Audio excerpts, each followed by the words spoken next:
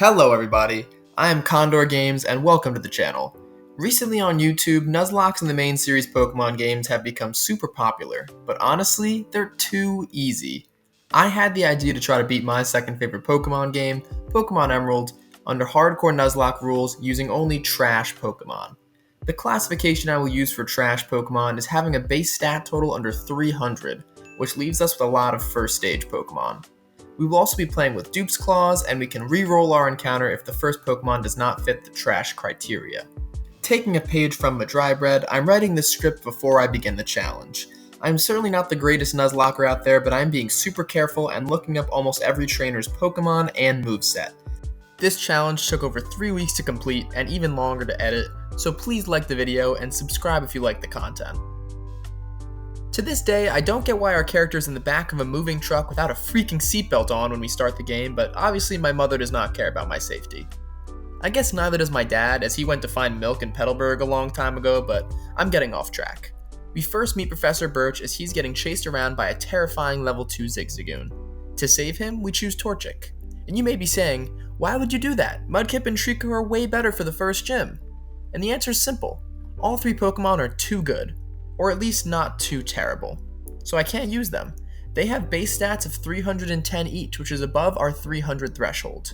Once I beat my rival, I get Pokeballs and the Nuzlocke officially begins, and when I catch my first Pokemon, I will release Torchic. Let's start with my first attempt.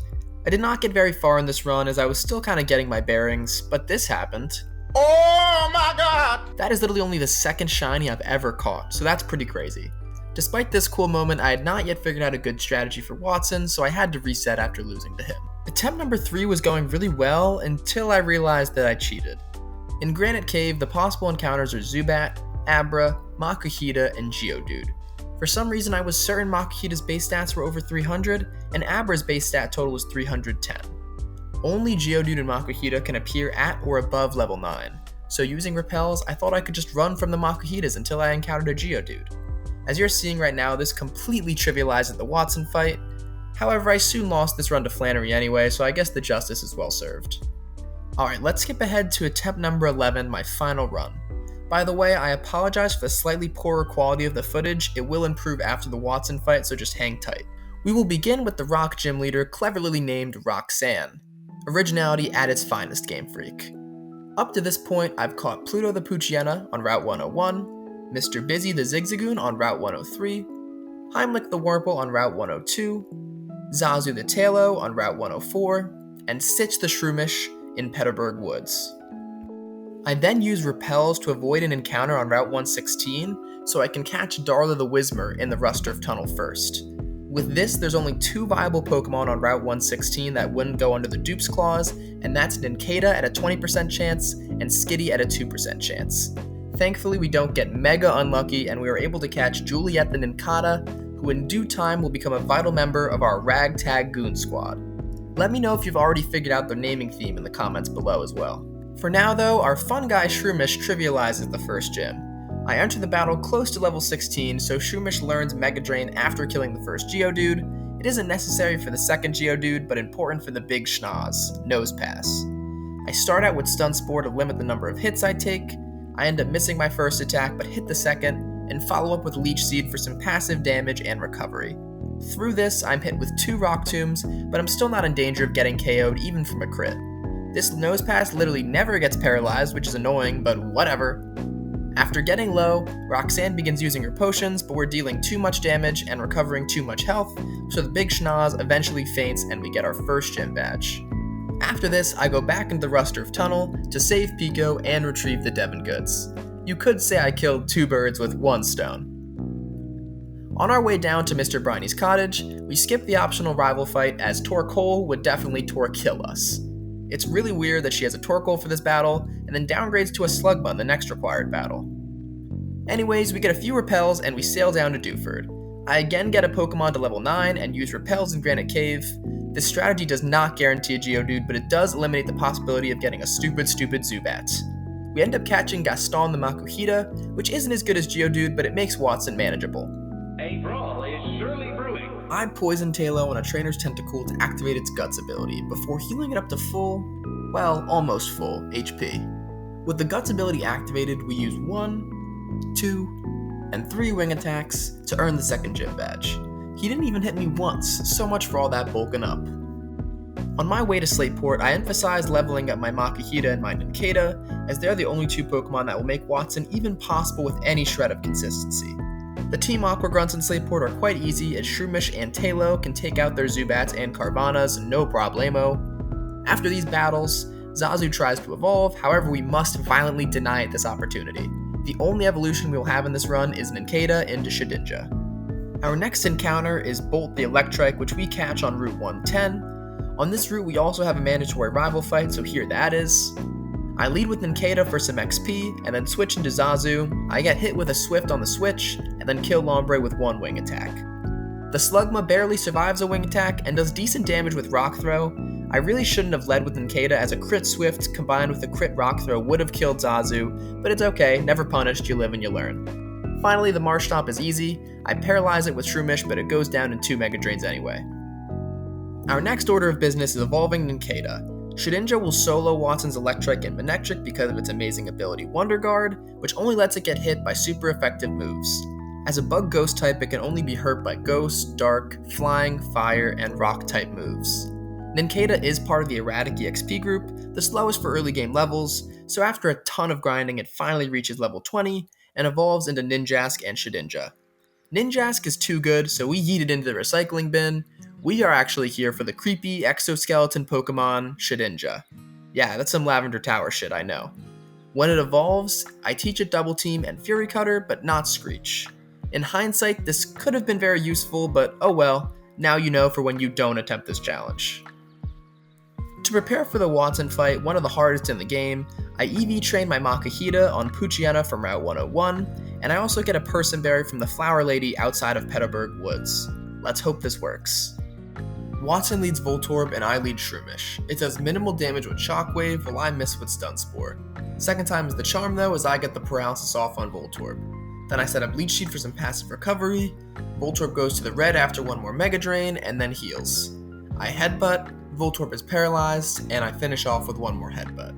I'm glad it did not go kaboom to unalive itself, as I would not have survived a crit self-destruct. We bring in our brand new Shedinja for the Electrike, as it cannot hit us.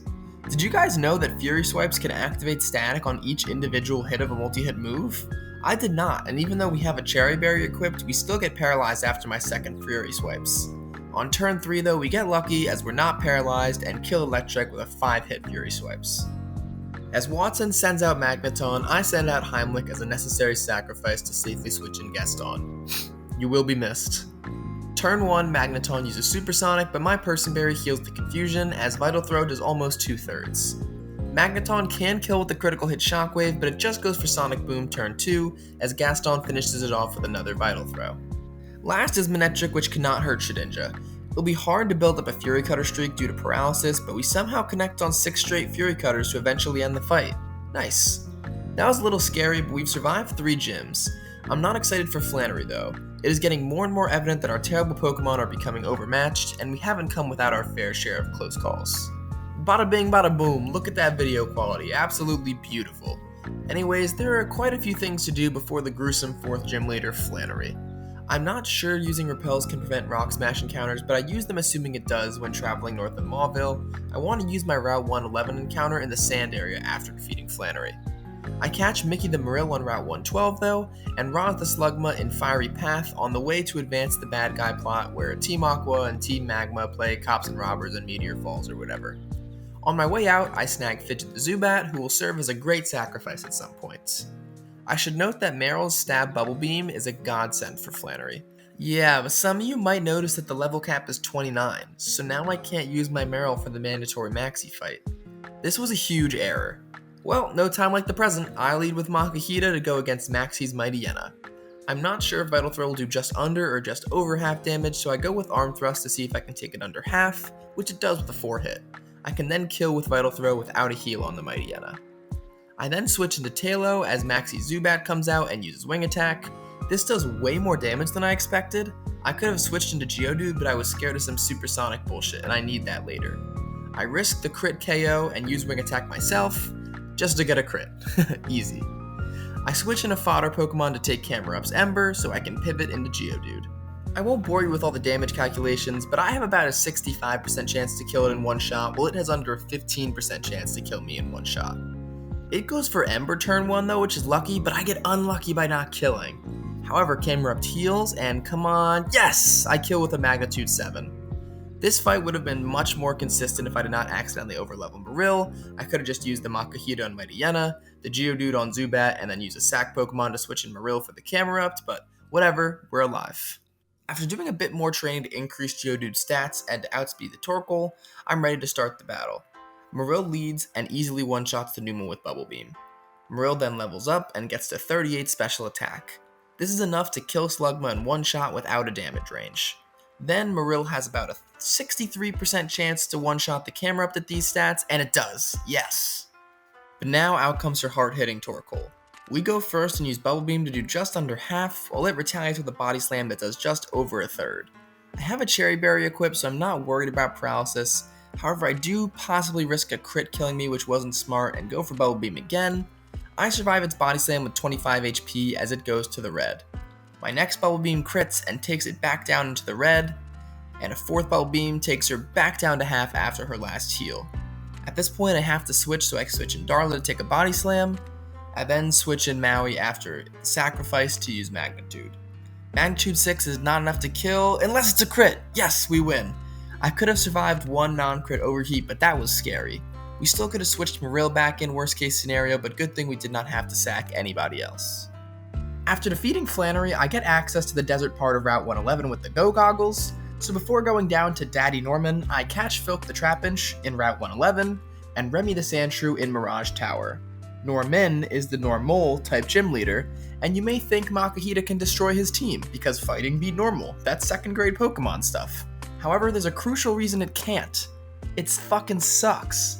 Its 30 base defense and 25 base speed make it a punching bag for Norman's Pokemon. So let me show you the strategy I used. I lead with Makuhita equipped with a Person Berry. Spinda uses Teeter Dance as expected, getting rid of my berry as I use Vital Throw to get it into the red. She heals, I take her back low, and my third Vital Throw kills after taking 2/3 damage from Psybeam. Her Vigoroth is next. I switch into Flounder to safely switch into Geodude. Its first feint attack does 22 damage, the highest possible roll, and I get lucky with a Magnitude 9. From here, a crit feint attack does not kill me. As you can see, this was completely calculated, and another Magnitude 6 finishes Vigoroth off. It did not heal as Norman wants to save one for his Ace Slacking, which comes out next. I sacrifice Zubat to get Geodude on the right cycle to avoid Slacking's moves. With this sacrifice, Slacking cannot hit me due to its True On ability, as I spam dig on Maui, who has a Lepa Berry to enlarge its PP, and after 11 digs, Slacking goes down. Finally, Norman brings out Lanoon, which has no moves to hit Shedinja. Lanoon does half the work for me, going for Belly Drum, then Shedinja finishes the fight with a few Fury Cutters. That wasn't too bad.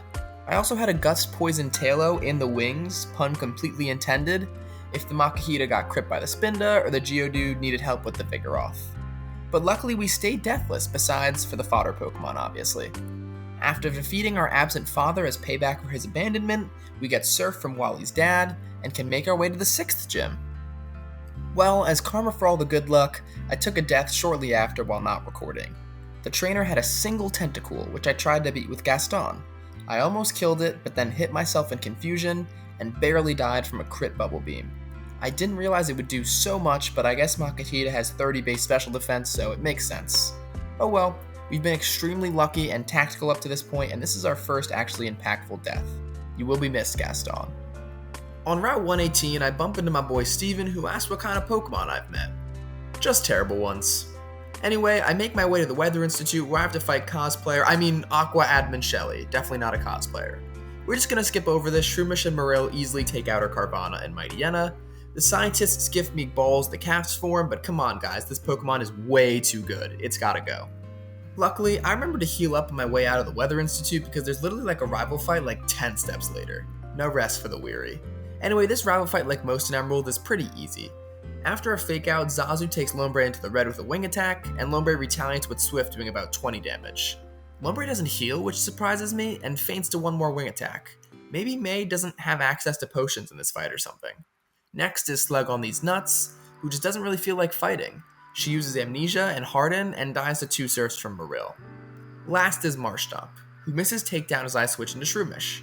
It hits on turn 2, and then Mega Drain does about 2/3 and almost heals me back to full HP.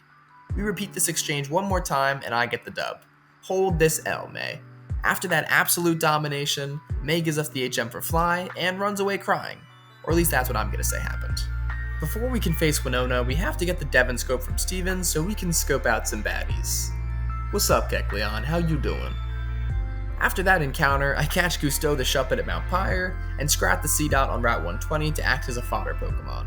I decided I'd have to use other Pokemon as sacrifices instead of just catching a bunch of Magikarp for an added challenge. Finally, I also trek back to Falarbor Town to reteach Rock Blast to Maui. Alright, Winona time. Swablu for some reason went for Mirror Move even though it outspeeds, great AI Game Freak, and Maui easily kills with a 2-hit Rock Blast. Tropius' only attacking moves are Solar Beam and Aerial Ace, so I know I'm good to stay in one turn with Maui.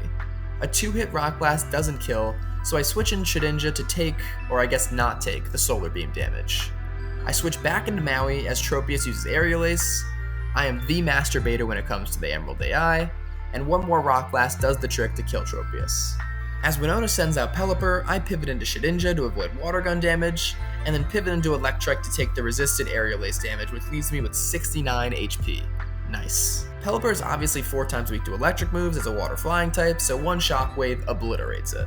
Second to last is Altaria. I switch in C-Dot as a sacrifice. He actually survives the first Earthquake, but that does not change his fate. He is destined for death. We bring in Maui, who survives Dragon Breath with 23 HP and barely misses the KO with a 3-hit Rock Blast. Side note, it's really weird that her Altaria with 102 HP is an Oran Berry, but whatever. She uses a Hyper Potion and we get ridiculous luck with back-to-back critical hits of Rock Blast to KO the Altaria. Last is the Skarmory, which is not really a threat. We switch into Shedinja to avoid damage, and then switch into Electrike to resist the Aerial Ace. We've been through this song and dance before. Aerial Ace crits, but our Citrus Berry keeps us plenty healthy. We use Shockwave, it does about 20 HP with Steel Wing, and then gets paralyzed by our static ability. We're then able to finish it off with one more Shockwave. 6 badges down, 2 to go. The Altaria could have done major damage if it had killed Geodude, but it was mostly under control. The only really bad avenues would have been if it was a 2-hit Rock Blast, or if it missed. In that scenario, we probably would have had to risk sacrificing Electrike to paralyze it, and then getting enough rollouts in a row with our Maril, because it can survive like 3 non-critical hit attacks with a Citrus Berry equipped. It was a backup strategy, but not the best one, and I'm glad that I didn't have to use it. It's pretty tiring being the greatest trainer of all time, so I just wanted to relax and shop, buy some shoes maybe, but my pushover of a rival is blocking the way to the department store. Ugh, fine. Shroomish paralyzes Tropius, Slugma comes in and finishes it off in 3 embers as it's just focused on lowering my evasiveness for some reason. Her own Slugma survives 1 Meryl Surf because of Amnesia, but easily goes down to a second one. Ludicolo uses 20 base power Absorb when I switch in Zazu, so scary. Because of Growl, it actually survives 2 wing attacks and gets a Swift off before going down to a 3rd wing attack. And then finally Marshtomp can't hit Shedinja, so I just build up a Fury Cutter train to demolish May once again. It's honestly laughable how incompetent the rival is in this generation. We have a lot to do though before challenging one of the scariest fights in this game, Tate and Liza. We make our way to Mount Pyre where more bad guy stuff is happening. Before climbing the mountain though, we do catch Nick Wild the Vulpix in that area. Once we climb the mountain, we beat all the lowly Team Aqua grunts, but we're too late to stop Archie. Now Team Aqua, the team with blue uniforms, can awaken the blue legendary Pokemon of the sea with the red orb. Doesn't that sound so stupid? Next, we head to the Team Magma hideout off of Mount Chimney. We make our way through the hideout and reach Maxie as he's awakening Groudon with the blue orb. Maxie thinks it's our fault that he's colorblind, so he challenges us to another brawl.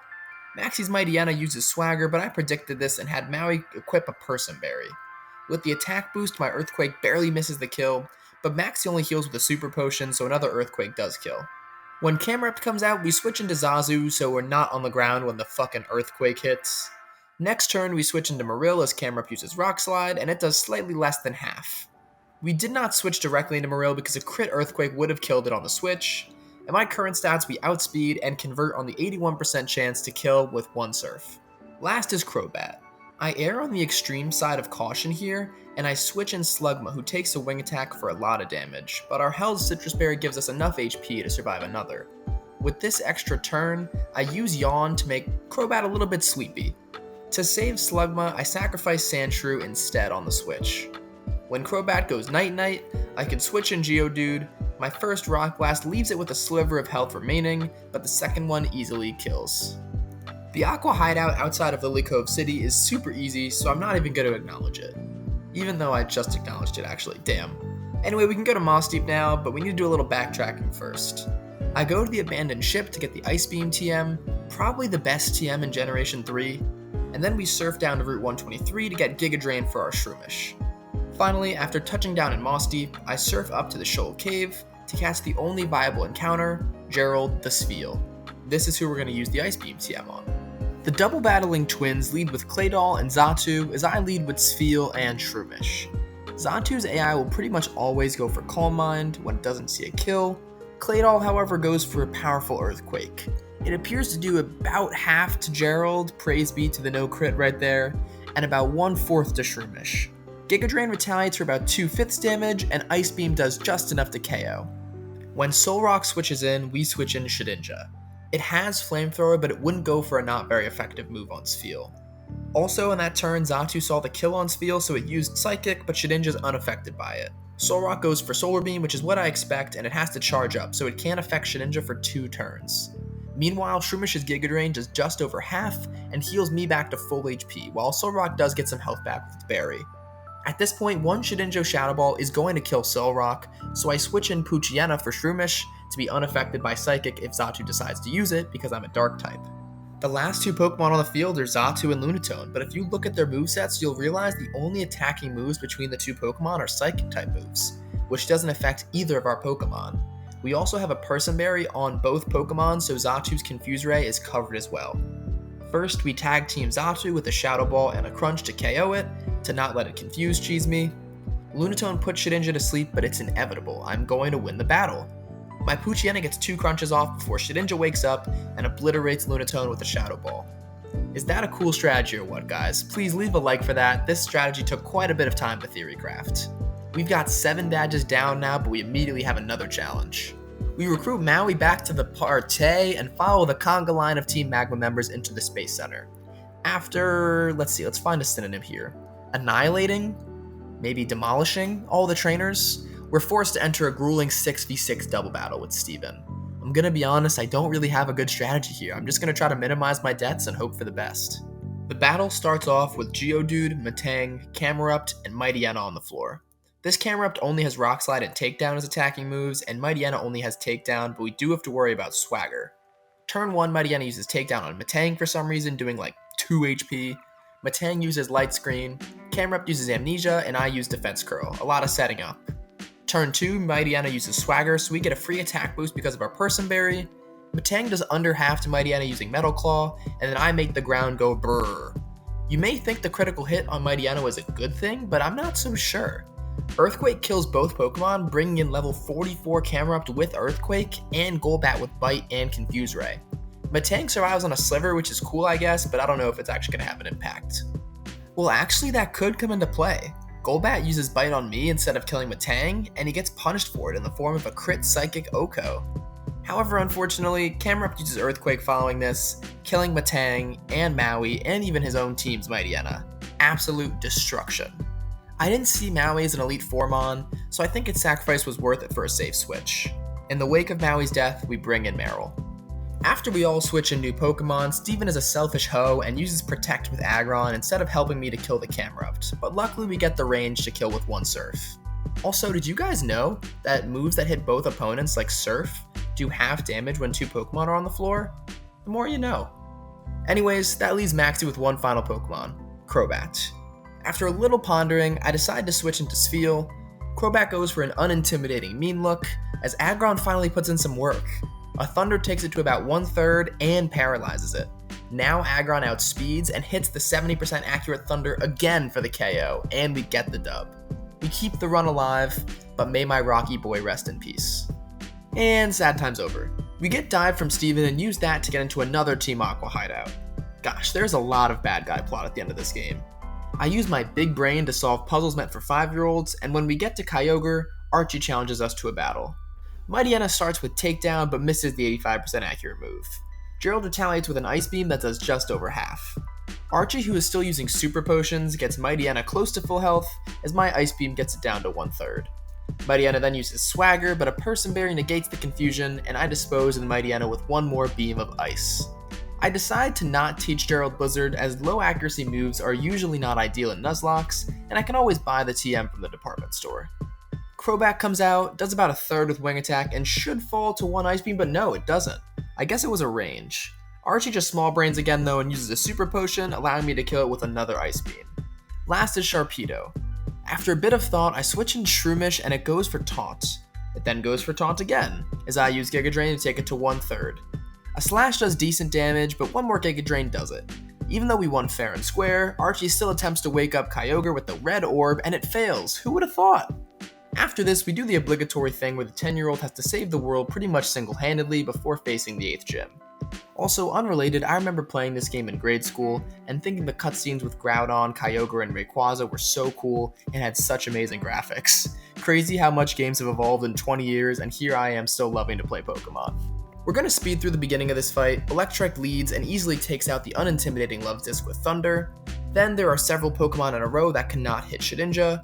Wishcash goes down to a few Shadow Balls, and then I start a Fury Cutter streak to kill Crawdaunt and Celio. Kingdra also can't hit Shedinja, but it is ready to stall like its life depends on it. Well, I guess that's because it does. But that's the 8th gym. The last order of business before Victory Road is going to Route 132 with my trusty Super Rod and waiting 20 whole minutes before encountering and finally catching a Horsey, who I named Sheldon. We waltz into Victory Road ready for a challenge, but we get stopped by Wally. I forgot that kid even existed, low-key, and I'm not going to harp on this battle. There's a much harder test looming a little bit further, and he's pretty easy. I'll say that Spheal takes out Altaria, Vulpix takes out Roselia, Spheal takes out Delcatty, I sack Slugma to switch in Vulpix for the Magneton, and then use Shedinja to one-shot the Gardevoir. The crit may have mattered. Just make sure to avoid any future sights from Gardevoir, as they do actually affect Shedinja. We had backup strategies with Spheal and Electric Shockwave, which can't miss, but I'm just glad it didn't cause Shedinja too many PP problems. So, I didn't record like half of Victory Road. My Domino's Thin Crust Pizza and Cinnamon Sticks came during the Wally fight, and I could not let it wait any longer. We did suffer a stupid loss here though. I'll show you a reenactment. Or in other words, I died from full HP to a high roll crit Giga Drain from Roselia. Eat my ass, you piece of grass. But that's it. We navigate through the rest of Victory Road and come out the other side. Like, not in the dying way, but like we made it. Yay. This is the moment we've all been waiting for. Before building my team, I did decide to hack in some rare candies. I know this is a hot topic in the Nuzlocke community, but I'd already spent tens of hours on this run alone, not including the 10 attempts before this. Leading off, we have Filk the Trapinch. Unfortunately, it has bad attack IVs and a minus attack nature, but we'll have to manage. It has the Hypercutter ability, which is good for Sydney's Mightyena, and we give it a White Herb for its sand attacks. You see its moves here, but the only important one is Earthquake. Next is Shedinja Shedinja. I got lazy and never went to the name raider, okay? It is a massive 171 attack, which is insane for the caliber of Pokemon that we're using, and 97 speed is okay, I guess. We just have to pick our battles wisely with it. Its moveset is Confuse Ray, Aerial Ace, Shadow Ball, and Fury Cutter. Here it shows that Sheldon's rocking with the Nevermelt Ice, but I actually switched this to the Mystic Water before the Sydney fight. He's meant to be somewhat of a sweeper with his high speed and high special attack, and as you can see, he's got some powerful moves here with Hydro Pump, Surf, Ice Beam, and Dragon Dance. Bolt the Electrike is 4th. She's rocking with a Magnet for right now. Again, great speed and great special attack. The other stats suck, but I guess that's what you expect when you focus all your EVs on 2 stats, and you have terrible base nats to begin with. She's got an all-electric type moveset with Thunder, Thunderbolt, Shock Wave, and Thunder Wave. 5th is Nickwild the Vulpix. She's got Shell Bell equipped, but I doubt that'll be useful. Some of the last 2 focusing on special attack and speed with this one. Decent special defense too though. It is Overheat, Confuse Ray, Safeguard, and Flamethrower. Last, but surprisingly not least, is Pluto the Poochyena. I think the first Pokemon we caught in this entire run that's here in the Elite Four. Its target type will be useful for Phoebe like it was for Tate and Liza, despite its stats being extremely underwhelming. It is Swagger, Shadow Ball, Crunch, and Substitute as its moveset. So our strategy is pretty much an all-out offensive. Most of our Pokemon are weak defensively, and wouldn't have time to buff either their defense or attack as we can't heal using items in battle. The only healing moves we have available to anyone on the team are Leech Seed and Giga Drain from Shroomish, so that's not really going to work either. Leave your predictions on if I can win or not. Let's do this. We have a 9 to 12 level lead on all of Sydney's Pokemon, so this should be a breeze, right? Well, there's only one way to find out. By liking the video. Just kidding, that was so corny. Anyways, we lead with our terrible Trapinch as Sydney brings out Mightyena. Our ability Hyper Cutter negates its Intimidate, and then our White Herb negates its Sand attack. Bitch just got played like a fiddle. Anyways, we go to Earthquake and actually hit the 1 out of 3 range to kill. Maybe you're not so trash after all. Sydney brings out Crawdon as we pivot to Shedinja. Crawdon can't hit us, but Sydney's got that big brain AI and switches. We hit Shadow Ball as Sydney switches into her Ace Absol, doing about half. I then counterplay by switching in Sheldon, and then we tank a Rock Slide and can then kill with 1 more Surf.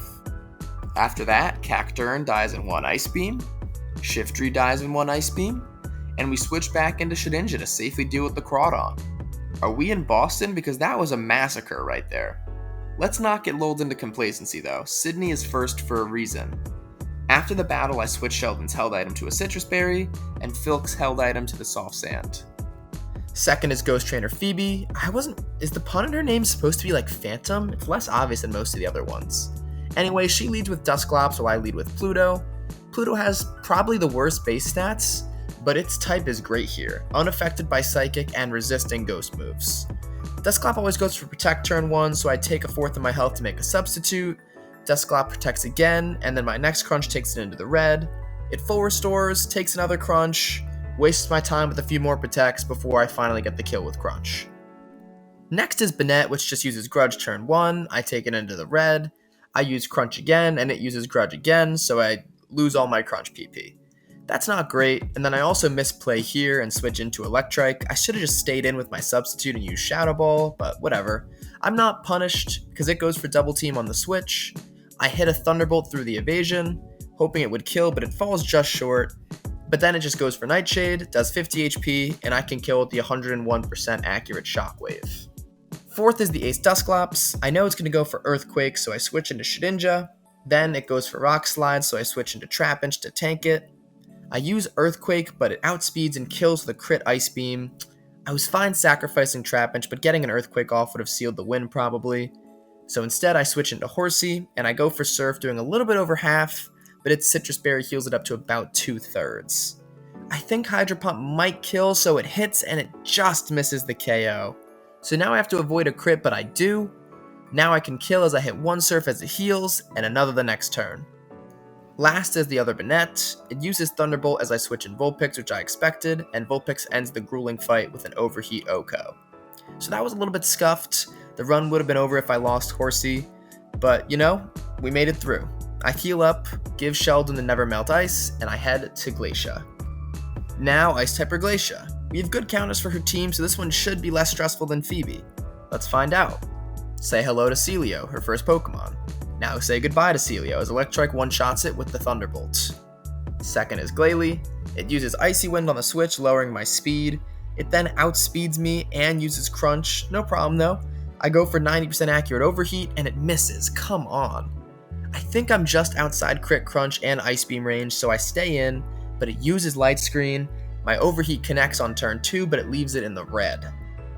So I switch into Electrike as Glalie heals. I get 1 Thunderbolt off before taking massive damage from Icy Wind. Ice Beam crit would have killed, I did not realize that. These are all scuffed backup plans I did not account for. I tank an Ice Beam switching back into Vulpix, and I hit Overheat next turn for the kill. Walrein is third, and it's another one of those I can't hit that dang Shedinja Pokemon, so I bring the creepy Ghost Bug in. She immediately notices she can't hit it though and brings out Glalie instead. Unluckily for her, my Shadow Ball does about 2/3 to her Glalie on the switch, and I outspeed so I can kill with another one. She then switches in her second Celio. It sees Hail as a potential way to damage Shedinja, so I know I can safely switch into Electrike, which obviously outspeeds on the next turn and kills with 1 Thunderbolt. But now we find ourselves in a bit of a pickle. She brings Walrein back out, but I can't use Shedinja as Hail is active. Electrike can only one-shot with Thunder, so I go for it, and I miss. I've gotten so unlucky in this Elite Four so far. That's been 3 turns of Hail, so I need to stall 2 more. I stall 1 more with Horsey, who took way more damage than I thought, and a second one with Poochyena. Finally, I can switch into Shedinja to kill with a bunch of Shadow Balls. The Electrike loss really hurts though. Next is Drake, and his Kingdra gave me some problems. I'll show you what I mean. Shelgon leads and always goes for Protect, so I use Dragon Dance for the memes, and then Oko with Ice Beam. Altaria is second and suffers a similar fate, dying to 1 Ice Beam. Third is this annoying ass Kingdra. I switch in Shedinja as it uses Dragon Dance. It cannot hit Shedinja though, so Drake switches into Flygon. Pause, future Connor here. I was not sure the AI was going to immediately switch because sometimes it did and sometimes it didn't throughout the Elite Four. Switching would have been free and the battle would have been much less stressful and easier if I did. I go for Shadow Ball and then switch into Vulpix when I really should have switched into Horsey. Another mistake. I then switch into Horsey and survive the non-crit Earthquake and can take it out with 1 Ice Beam. Drake switches back into Kingdra and we do the same song and dance. I switch in Shedinja as it switches back out into Salamence. I switch in Poochyena, who takes a Dragon Claw, but I let it die by the way of a Flamethrower so I can safely switch in Sheldon. Sheldon KOs the Salamence with 1 Ice Beam, and then the Kingdra cannot run from Shedinja any longer. I trap the big seahorse in the ring with me, and kill it in 2 Shadow Balls despite the evasion cheese attempts. I equip Shedinja with the Pecha Berry, and I heal up my remaining Pokemon. Can the triple threat of Shedinja, Horsey, and Vulpix somehow defeat the champion? She leads with Wailord as I lead Shedinja. Although Wailord can't hit me, it decides to stay in, which is kinda weird. Anyways, my 2 Shadow Balls leave her with a sliver of health remaining. She heals, and then I get some better damage ranges on my next 2 Shadow Balls, and I'm able to kill. Next is Tentacruel. My original strategy was to switch in Electrike and paralyze it, but this is no longer a possibility. So I might as well stay in and hope for the best. Wallace actually misses Toxic turn 1, okay, and Shadow Ball does really good damage. Unfortunately, it hits its second Toxic, but our Pecha Berry cures the poison, and we kill with another Shadow Ball. Now, Ludicolo counters the rest of our team. Vulpix with Surf, Horsey with Giga Drain, and Shedinja with Leech Seed. I switch in Horsey as Ludicolo goes for Double Team, and it then Okos me with Giga Drain. Oof. Well, back into Shedinja, I guess, and it's not looking good. But I outspeed and crit Shadow Ball to kill Ludicolo. Okay. Whiscash and Gyarados will be the next 2 Pokemon up, and neither can deal damage to me. So I spam Fury Cutter and I kill him just like that. Last Pokemon on my Milotic now, and I made a crucial error that cost me the win right here. It obviously was going to go for Toxic. I could have just switched into Vulpix, taken the poison, set up Safeguard for the win, but instead I was blinded by my full power Fury Cutter streak. Shedinja almost killed with it, but then I died of poison damage. I come out with Vulpix. I didn't think Overheat was going to kill, but it was my best bet. I go for it, and it stayed in the low yellow health. 1 Surf for my Milotic, and that was it. I lost. So yeah, I blew it. But let's say hypothetically that didn't happen, and we're going to face the Elite Four for the first time again. Did I technically complete the challenge? No. But I want to go in again with the same team just to prove that it's possible. I know that it's possible. But I think that I found some better strats after a first run through the Elite Four, and even with those mistakes, I still could have won if I just played the Milotic right. So yeah, I learned a lot last run, and I'm not going to be stupid on this one, so I'm confident. Let's get right into it. We lead Trapinch again, but this time Mightyena goes for Crunch, doing less than half. We miss the KO on the first EQ, but we get it on the second one after the heal. Then Crawdaunt comes out and we switch in Shedinja. Knowing that it will switch, I preemptively switch into Sheldon as it switches to Absol. 1 Surf just misses the KO, but it just uses Sword Dance and dies to another Surf. The next 2 Pokemon, Cacturne and Shiftry, die to a single Ice Beam each, leaving Crawdaunt as the only Pokemon. Remember, it can't hit Shedinja, so I switch it in and take Crawdaunt down with 3 Fury Cutters. Preemptively switching to another Pokemon when the opponent can't hit Shedinja will make this run a lot easier. I give Poochyena a Citrus Berry to hold and take care of, and we head into Phoebe's room. We have a cleaner strategy here as well. I figured out Shedinja can one-shot everything except the Sableye, which likes to come out third. So as long as Poochyena can survive long enough to get a hit on the Sableye with our substitute strategy, we'll win. Poochyena takes out the Dusclops using our substitute strategy, and then takes Banette into the red as she uses Will-O-Wisp for some reason. It full restores before we take it down into the red again, and she's able to get a Shadow Ball in to break our substitute, but she faints to another Crunch. Sableye goes for double team turn 1, which isn't great, as switching in Shedinja would risk a miss now with Shadow Ball. But we get super lucky. We hit with Poochyana's Crunch and crit. Bars. It uses Nightshade to take us down to 45 HP, but we hit Crunch again to KO the Sableye. Now I'm just gonna crunch until I sacrifice my Poochyena. We barely survive a Facade and then get the Oko as well. Dude, Poochyena's gonna sweep! We outspeed Dusclops, do half with Crunch before finally being taken down by an Ice Beam. We switch in Shedinja to pick up the scraps, and KO with one Shadow Ball even after its Citrus Berry heal. Nice. Third is Glacia, who I always want to call Glalie for some reason, I don't really know why. Bolt leads and one-shot Celia with Thunderbolt once again. Glalie comes out second and we switch into Vulpix like last time, and get hit with an Icy Wind. We are now outsped, so Glalie gets off a life screen before my Overheat. This low roll overheat's actually a good thing though, because it makes Glalie not heal. I can stay in, take a crunch, and KO with Flamethrower. Next is Walrein, so I switch into Shedinja as it can't hit me. Luckily, it decides to stay in for a turn, and I can take it to around half HP with a Shadow Ball. The next turn, it switches into Glalie, which takes my Shadow Ball for about 2/3. I know that I outspeed, so I can just kill it with another Shadow Ball. 2 Pokemon left now as Celio comes out. I know I have a safe switch in because it will try to damage Shedinja with Hail, so I switch in Bolt, and the following turn I outspeed and one-shot with Thunderbolt. Now, since Walrein's at half health, I can just take out the rest of its health with a Thunderbolt, instead of having to risk the 30% miss chance to Oko with Thunder. This is going a lot cleaner so far. I replace Sheldon's Mystic Water with the Nevermelt Ice as we head to Drake. I'm so confident in this strategy, I don't even heal up the rest of the Pokemon in my party. So turn 1, I use Dragon Dance as it protects like usual. And then I one-shot, nope, never mind, I use Protect again. Okay, next turn I one-shot old Shelly Boy with an Ice Beam. Altaria suffers the same fate, and then Kingdra is brought out. Time to use that new manipulation method we learned. We bring out Shedinja as Kingdra tears up the dance floor. We now preemptively switch back into Sheldon as Drake brings out Flygon. Due to our badge boosts, not the glitch like in Gen 1, but the intended boosts you get, we outspeed Flygon and one-shot with Ice Beam. You like that strategy? Let's do it again! Switch in Shedinja, switch in Sheldon as Drake brings out Salamence, and again, because of our badge boost to speed, we can outspeed Salamence and KO it with one Ice Beam. Thank God for quad effective moves here. Finally, Drake has no choice but to leave out Kingdra.